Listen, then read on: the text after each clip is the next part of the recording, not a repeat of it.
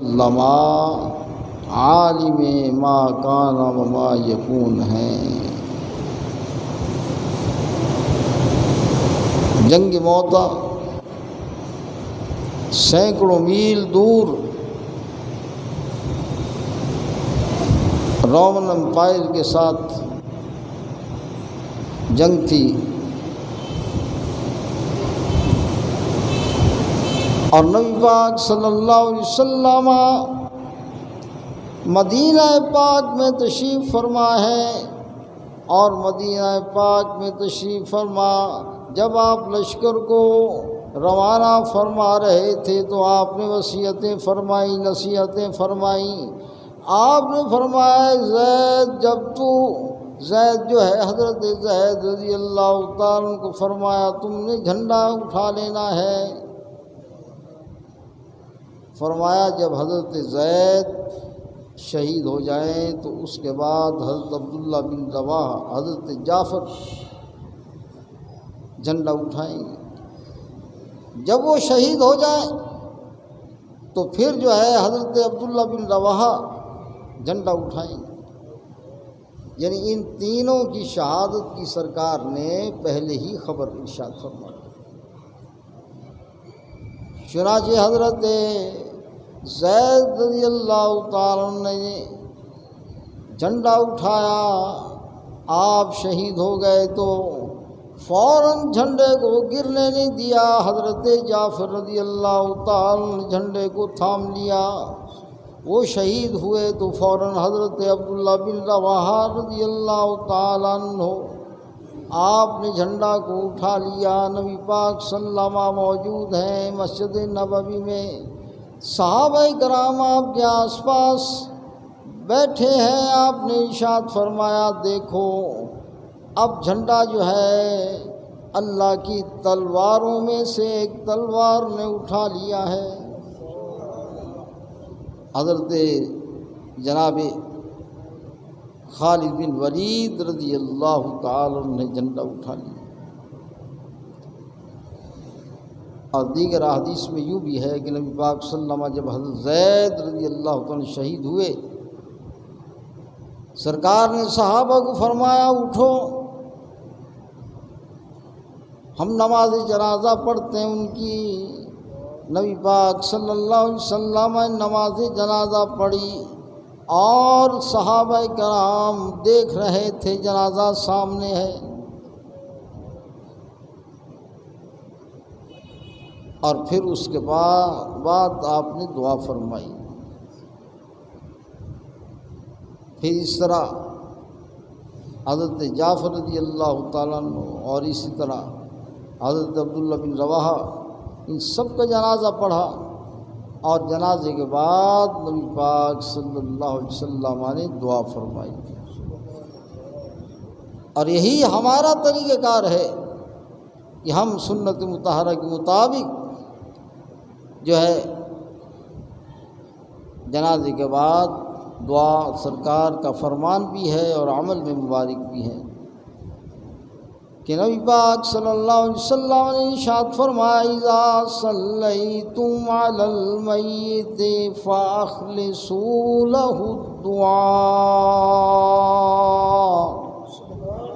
جب تم میت پر نماز جنازہ پڑھ چکو، فرمایا پھر اس کے بعد اخلاص نیت کے ساتھ دعا کرو۔ اور خلفائے راشدین بھی اس طرح کرتے تھے۔ حضرت صدیق اکبر رضی اللہ تعالی نے جنازہ پڑھا، جنازہ پڑھنے کے بعد آپ نے دعا فرمائی۔ آپ نے فرمایا اے اللہ یہ شے ہے اور تیرا فرمان ہے واسعت رحمتی کل شیء، میری رحمت جو ہے وہ ہر شے کو گھیرنے والی ہے، اور یہ بھی شے ہے۔ اور دعا میں فرمایا اللہ اگر یہ میت جو ہے وہ اس قابل نہیں کہ تیری رحمت اس کو پہنچے، تیری رحمت تو اس قابل ہے کہ وہ اس کو پہنچے۔ تو دعا کرنا جو ہے جنازے کے بعد احادیث مطہرہ سے ثابت ہے، بلکہ نبی پاک صلی اللہ علیہ وسلم نے حضرت طلحہ بن برا رضی اللہ تعالیٰ عنہ کی نماز جنازہ آپ نے جو ہے پڑھایا، اور پڑھانے کے بعد آپ نے دعا کی کہ اللہ طلحہ آپ کو اس حالت میں ملے کہ تو اس کو دیکھ کر خوش ہو اور وہ تجھے دیکھ کر خوش ہو۔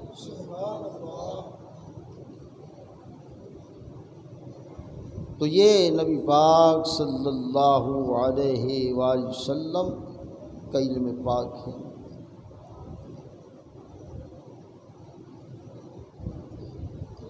فتح مکہ کے لیے نبی پاک صلی اللہ علیہ وسلم نے اس خفیہ طریقے سے آپ چلے کہ کسی کو کان و کان خبر نہ ہو، اہل مکہ کو خبر نہ ہو۔ 10,000 کا لشکر آپ نے جو ہے تیار فرمایا، اور ایک بدری صحابی جو تھے انہوں نے اپنی املاک بچانے کے لیے یا کفار پر جو ہے وہ احسان کرنے کے لیے اکرمہ بن ابی جہل اور دیگر کفار کو جو ہے خط لکھا، اپنی سادگی کی وجہ سے خط لکھ دیا، اور خط میں مکہ المکرمہ پر نبی پاک صلی اللہ علیہ وسلم کے حملہ کرنے کی خبر دی، اور ایک عورت کو جو ہے وہ پیسے دیے، رقم دی، اور اس کی ذمہ داری لگائی کہ جاؤ تم یہ خط پہنچایا ہو۔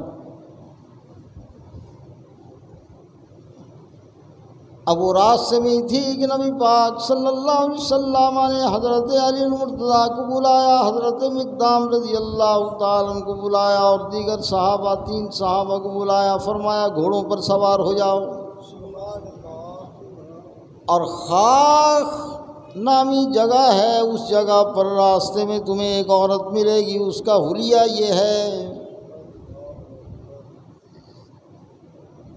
اس حلیے کی عورت ہوگی، اور اس کے پاس خط ہے، وہ خط مکہ کی طرف، مکہ والوں کی طرف لے جا رہی ہے، اس عورت سے خط واپس لے۔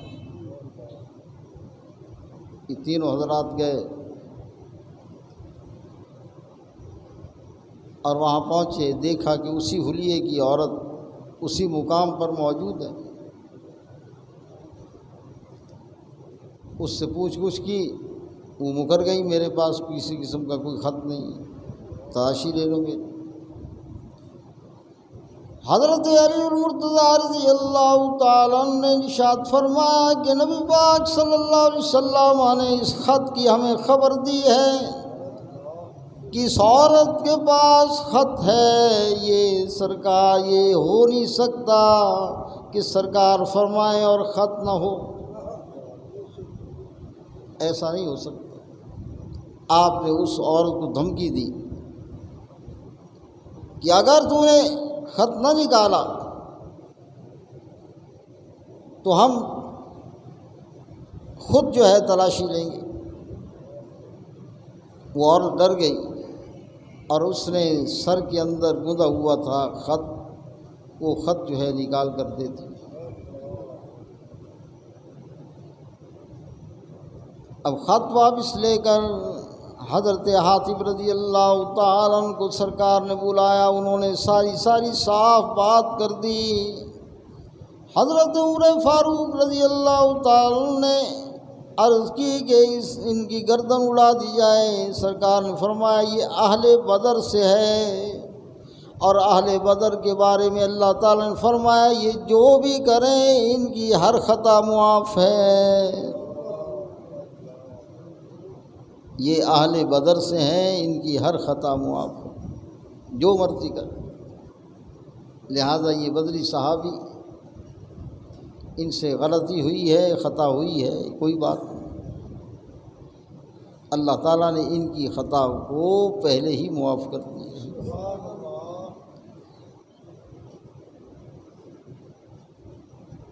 تو یہ نبی پاک صلی اللہ علیہ وآلہ وسلم کی شان علم غیب ہے کہ آپ علم غیب جانتے ہیں، ہر علم کو جانتے ہیں۔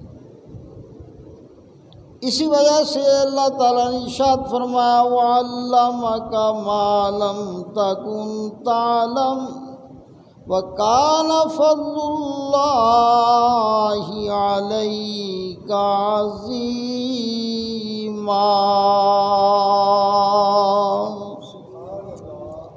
محبوب ہم نے آپ کو وہ سب کچھ سکھا دیا جو آپ نہیں جانتے تھے،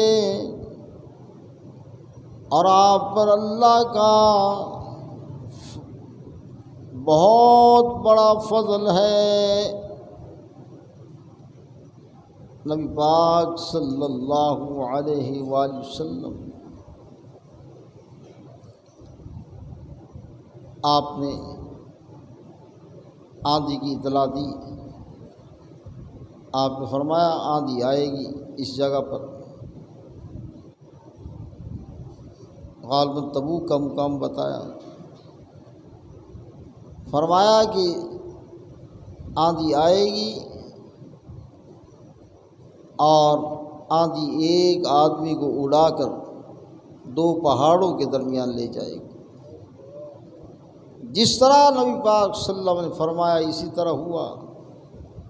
آندھی آئی اور اس علاقے کے ایک آدمی کو اڑا کر دو پہاڑوں کے درمیان اس نے جا کر جو ہے پھینک دیا۔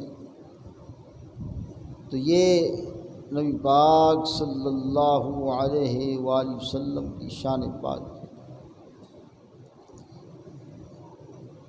اور یہ تو شان پاک نبی پاک صلی اللہ علیہ وسلم کی، آپ کے غلاموں کی شان۔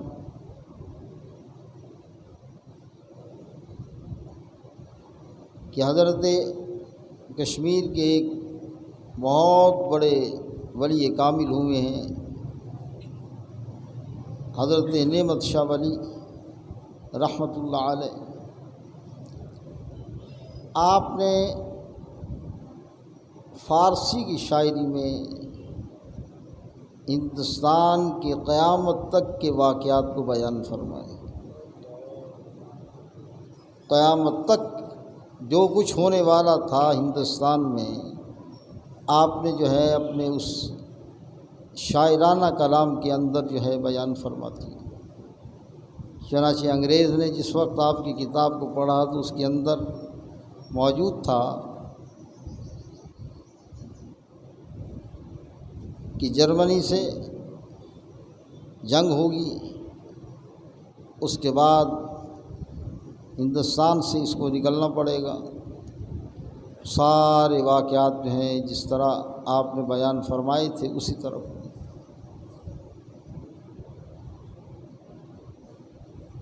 اور دور نہ جاؤ بلکہ حضرت کرم والا شریف میں بے شمار لوگ اس بات کے گواہ ہیں کہ حضرت سید اسماعیل شاہ بخاری رحمۃ اللہ علیہ آپ بارہا ارشاد فرماتے تھے کہ لوگ جو ہیں نبی پاک صلی اللہ علیہ وسلم کے علم کے انکاری ہیں، سرکار کے علم پاک کو نہیں مانتے، قیامت تک جو کچھ ہونے والا ہے وہ تو فقیر بتا سکتا ہے۔ یہ تو ہمارے اولیاء کاملین کی شان ہے۔ اور آپ دیکھیں کہ اعلیٰ حضرت عظیم البرکت نے ایک بزرگ کا تذکرہ فرمایا، وہ حضرت امام ابن عربی رحمۃ اللہ علیہ تھے۔ امام ابن عربی رحمۃ اللہ علیہ سے یہ سوال کیا گیا کہ قیامت کب آئے گی؟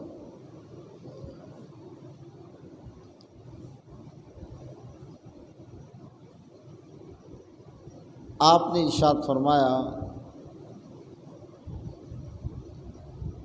کہ قیامت جو ہے اس کے بارے میں آپ نے فرمایا کہ جب دجال آئے گا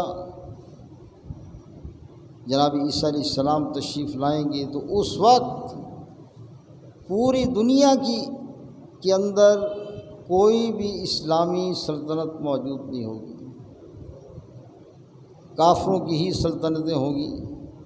فرمایا ان حالات میں حضرت عیسیٰ علیہ السلام کا نزول ہوگا اور سیدنا عیسیٰ علیہ السلام دجال سے جنگ کریں گے، کیونکہ دجال کے ساتھ یہودی، عیسائی اور سارے کفار ساتھ شامل ہوں گے۔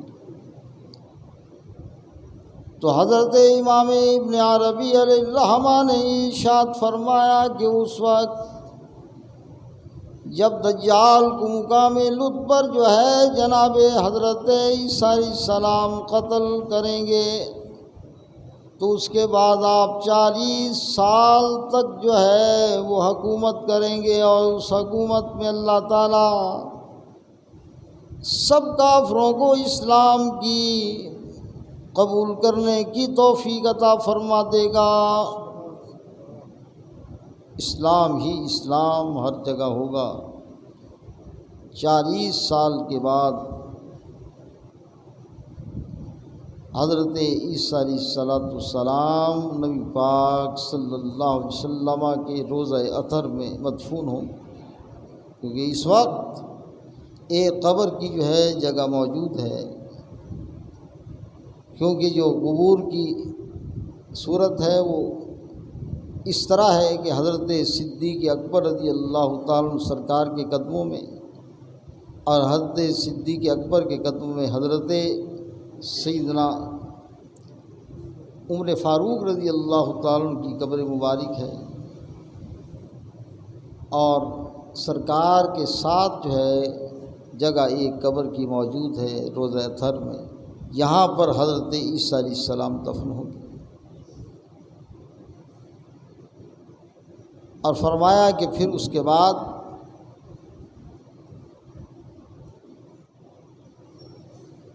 حضرت امام مہدی علیہ الرحمہ، حضرت امام مہدی آپ جو ہے وہ 40 سال تک حکومت فرمائیں گے، اور ان کے وصال کے بعد فرمایا کہ پھر 120 سال بعد جو ہے قیامت آئے گی۔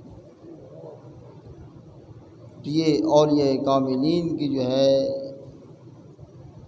جو اللہ تعالیٰ نے سرکار کو علم عطا فرمایا، وہ راز اور وہ تمام باتیں جو ہیں اللہ تعالیٰ نے سرکار کے واسطے سے اولیاء کاملین کو بھی عطا فرمائی۔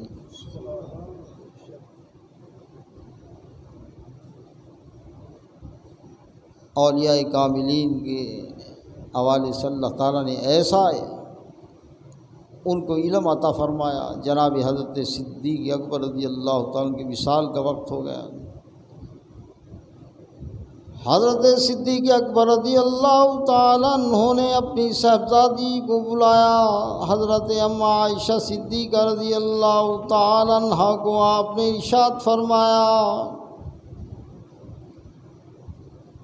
کہ میرے پاس اور کچھ نہیں، یہ کھجوریں ہیں، چھوارے ہیں، اور میں کوئی چیز چھوڑ کر نہیں جا رہا،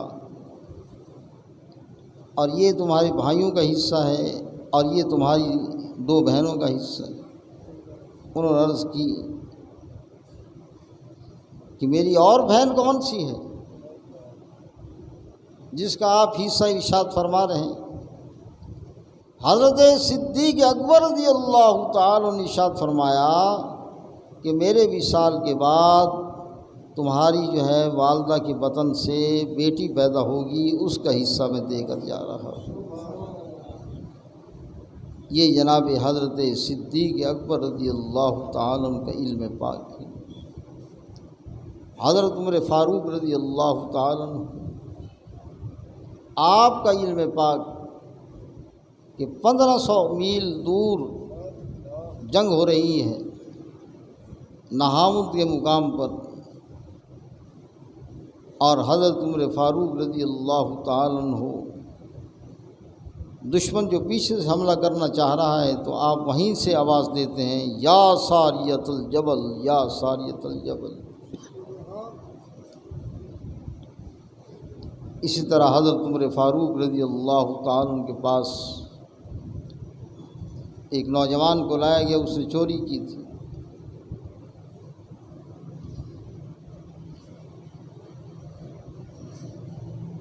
آپ نے ارشاد فرمایا کہ تو نے چوری کی ہے نوجوان نے؟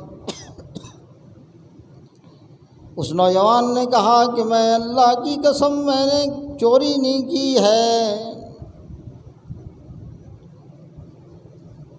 حضرت عمر فاروق رضی اللہ تعالیٰ فرمایا تو نے چوری کی ہے۔ اس کے والدین ڈٹ گئے، اس کے والدین بھی ساتھ تھے، کہنے لگے کہ حضور اس نے چوری نہیں کی۔ آپ نے ذرا ڈانٹ کے پوچھا، سختی سے پوچھا تو وہ مان گیا کہ حضور میں نے چوری کی۔ حضرت عمر فاروق رضی اللہ تعالیٰ عنہ نے، کیونکہ آپ نظر باطن سے دیکھ رہے تھے، اسی وجہ سے نبی پاک صلی اللہ علیہ وسلم نے ارشاد فرمایا